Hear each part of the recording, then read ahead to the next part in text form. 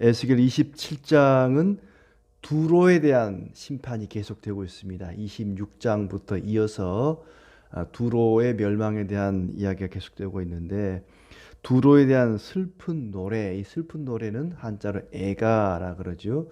예레미야 애가가 있는 것처럼 에스겔서 안에도 애가가 있습니다. 두로의 멸망을 두고 슬픈 노래를 지으라 말씀을 하셨는데, 이 두로라고 하는 나라는 해상 무역에 뛰어나고 지중해를 중심으로 해서, 그리고 그 장사에 아주 능한 그런 사람들입니다. 그래서 아주 부유한 나라를 이루었는데 그들에 대한 심판이 예언되어 있습니다. 26장에서 우리가 살펴봤듯이 예루살렘의 멸망을 비웃고 조롱하고 또 빈정거리는 그런 태도 때문이기도 하지만, 두로가 어떻게 멸망하게 되었는지 이제 27장, 28장에 이어서 자세하게 이야기를 하고 있습니다. 27장은 세 부분으로 나눌 수가 있겠는데, 1절부터 11절까지는 과거에 두로가 누렸던 아름다운 그 영광을 이야기하고 있고, 12절부터 25절까지는 두로가 교역했던 나라들 그리고 교역했던 물품들에 대해서 이야기하고 있습니다. 26절부터 마지막 절까지는 그 두로에게 닥칠 멸망, 두로가 받게 될 심판에 대한 이야기를 하고 있죠. 먼저 두로가 얼마나 아름답고 또 얼마나 참 좋은, 또 그들이 볼 때에 뛰어난 그런 나라였는가를 이야기하고 있는데, 두로를 위하여 슬픈 노래를 지으라 그랬습니다. 너는 두로를 향하여 이르기를, 두로가 어떤 나라인가 하면 바다 어귀에 거주하면서 여러 섬 백성과 거래하는 자, 이렇게 표현되어 있습니다. 바다 어귀에 거주하면서, 해안가에 있는 도시죠. 그리고 섬도 있고, 그러면서 여러 나라와 여러 섬 백성과 거래하는 자였다. 그만큼 이 두로는 주변에 있는 많은 섬들, 많은 도시들, 또 많은 나라와 거래를 하던 그런 장사꾼들이었습니다. 그런데 그들이 스스로 이르기를 나는 온전히 아름답다. 얼마나 아름다웠는지 자기 스스로도 우리는 아름답다. 참으로 아름다운 그런 나라였습니다. 이 아름답다는 표현은 어떤 경치도 아름답겠지만 그만큼 풍요롭고 또 강대한 힘을 가졌던 그런 나라죠. 무서울 게 없는 나라였고 물질적으로 아주 풍성한 그런 나라였습니다. 그러니까 아름답다는 말이 절로 나오는 것이죠. 그런데 그 아름다움은 누가 주셨는고 하니, 너를 지은 자가 내 아름다움을 온전하게 하였도다. 하나님께서 그 아름다움을 주셨습니다. 두로뿐만 아니라 이 세상 모든 사람들이 가지고 있는 재물과 아름다움과 풍요로움과 강한 힘과 그 모든 것들은 하나님이 주신 겁니다. 본인은 모르죠. 자신은 모르지만 모든 것들이 신자이든 불신자이든 간에 모든 우리의 가지고 누리는 것들은 다 하나님으로부터 온 것입니다.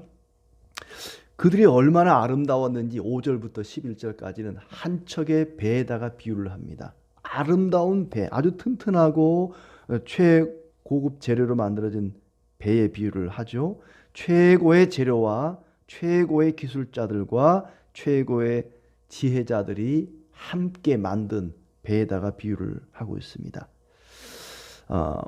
5절에 보시면 스닐의 잣나무로 판자를 만들었다. 배를 만드는 그 밑바탕, 그 판자는 스닐의 잣나무, 최고급 건축 자재라고 할 수 있겠죠. 또 레바논의 백향목을 가져다가 돛대를 만들었다. 바산의 상수리 나무로 노를 만들었다.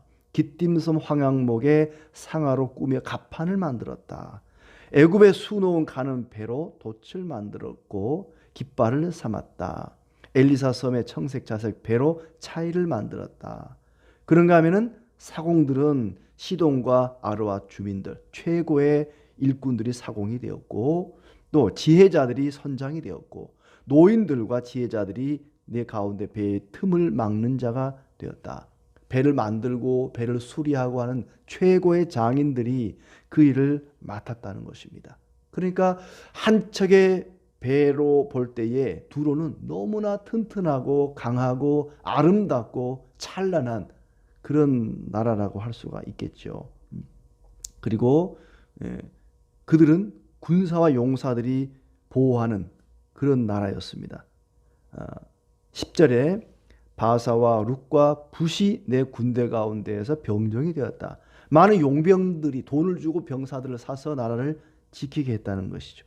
또 내 가운데에서 방패와 투구를 달아 네 영광을 나타냈다. 내 군대는 내 사방 성 위에 있었고 용사들은 내 여러 망대에 있었다. 사방 성 위에 방패를 달아 네 아름다움을 온전하게 하였도다.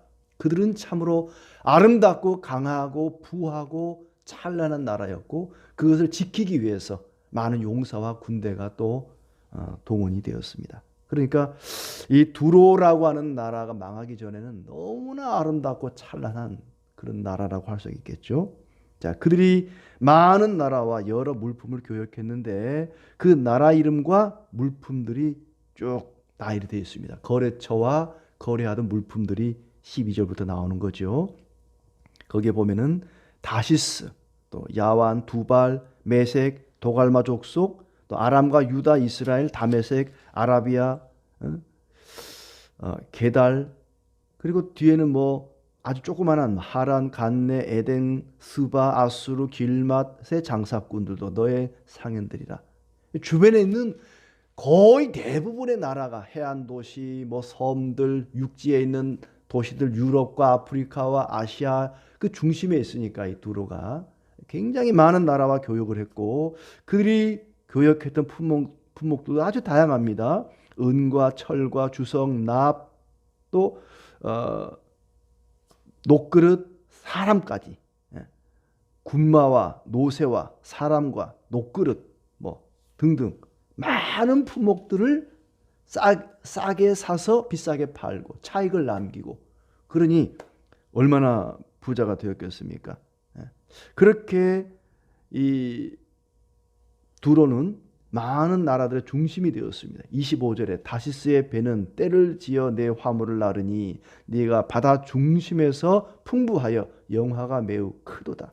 바다 중심에서 풍부하여 영화가 매우 크도다. 이 두로는 무역의 중심지였고 상업의 중심지였고 해상 무역 도시로서 아주 많은 부와 힘과 많은 인적 물적 자원들이 그 풍부한 그런 나라를 이루었습니다. 그런데 26절부터는 그들의 몰락이 나오죠.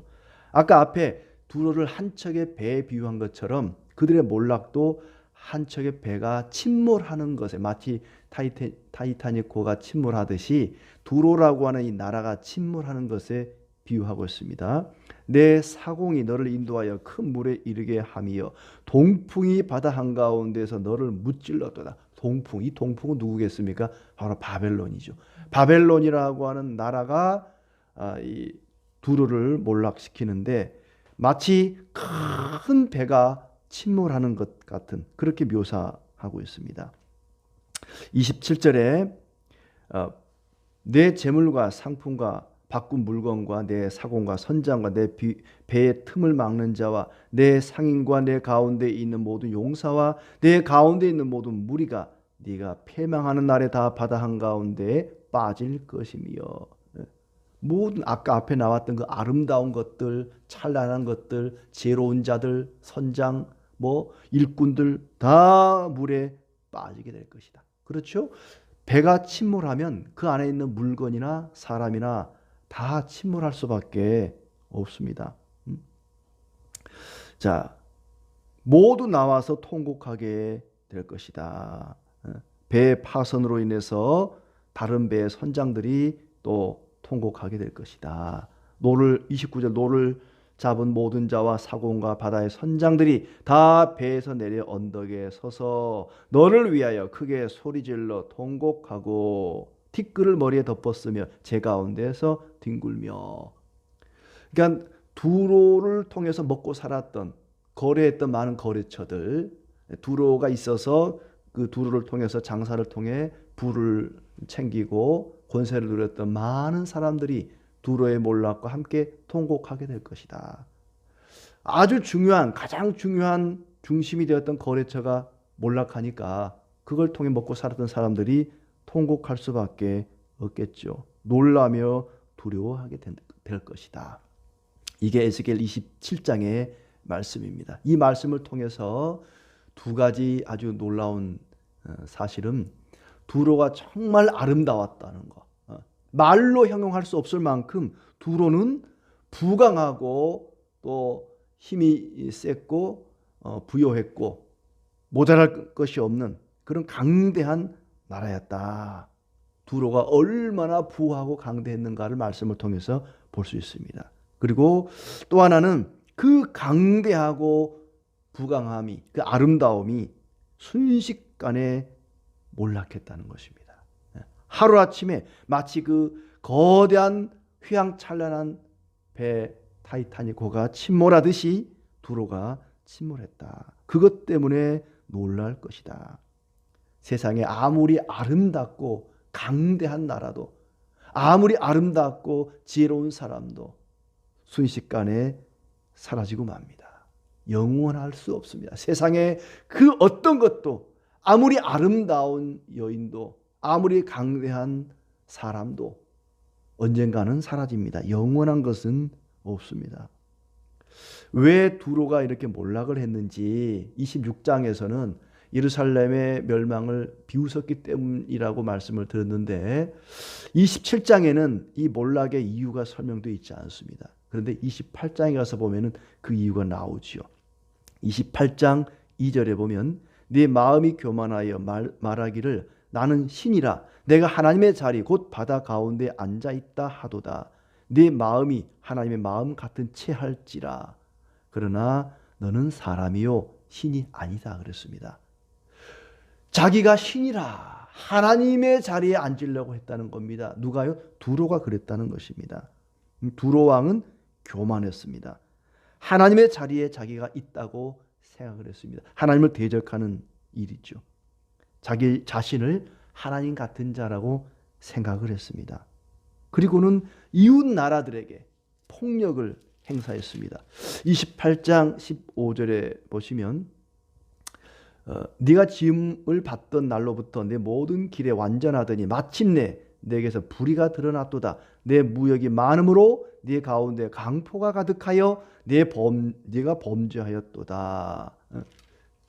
그들이 교만하여 이웃 나라들에게 폭력을 행사하고 강압을 행사했던 이유는 뭐냐? 그들이 부유했기 때문입니다. 27장은 그들이 교만하게 된 원인을 이야기하고 있습니다. 그들이 너무 돈이 많았기 때문에, 너무 물질이 풍요로웠기 때문에 교만했습니다. 이렇게 많은 재물을 가지고 있으니 이제 우리는 하나님은 필요 없다. 우리가 바로 하나님이다. 우리가 신이다. 그들은 교만했고 강포했습니다. 하지만 하나님은 교만한 자를 물리친다 그랬고 그 교만하여 강포한 자들을 내버려 두지 않습니다. 교만은 이웃에게 폭력으로 나타납니다. 물질이 많았기 때문에 자기들이 모든 것을 할 수 있다고 생각을 했습니다. 못하는 게 없다고 생각을 했습니다. 그리고 이웃에게 아주 폭압적으로 나왔죠. 자본주의의 맹점이 그것입니다. 돈이 왕이고 돈 많은 사람이 최고의 권력자고 돈이 모든 것을 지배합니다. 자본이 왕이 되는 그런 사회, 이 자본주의가 잘못되면 그 길로 갈 수가 있는 거죠. 교만에 빠질 수 있다는 얘기입니다. 자기가 신인 줄 알고 다른 사람을 멸시했습니다. 오죽하면 하나님은 하나님과 재물을 겸하여 섬기지 말라 그렇게 말씀하셨겠습니까? 물질과 부함을 의지하는 자들은 그 물질이 무너질 때, 세상이 무너질 때 함께 삽시간에 침몰하게 될 것입니다. 그러나 먼저 그의 나라와 의를 구하는 사람, 거룩함을 추구하는 사람은 영원의 세상을 살게 될 것입니다.